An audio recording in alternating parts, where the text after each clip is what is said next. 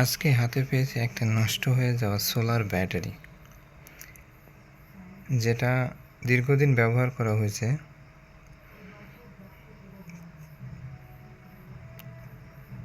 দীর্ঘদিন ব্যবহার করার পরেও কেন জানি না ব্যাটারিটা সেভাবে সার্ভিস দিচ্ছিল না।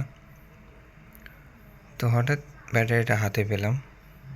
হাতে পাওয়ার পর ব্যাটারিটার যে অবস্থা দেখলাম, তাতে সার্ভিসটা না দেওয়ারই কথা।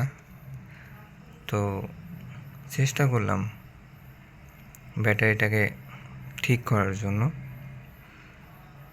তো ছোট্টখাটো একটা চার্জার আছে, যেটা দিয়ে এখন চেষ্টা করছি ব্যাটারিটাকে চার্জ দেওয়ার।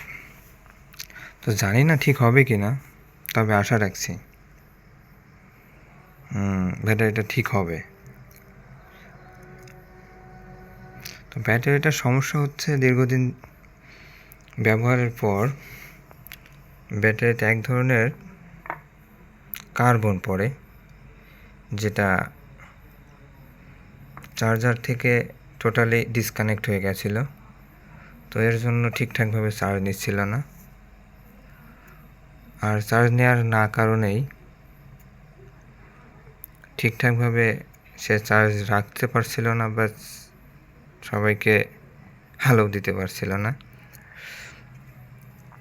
তো দেখা যাক কি হয়, ব্যাটারিটা ঠিক হয় কি না। তো আপনাদের যাদের এরকম সমস্যা থাকে, অবশ্যই একবার চেক করবেন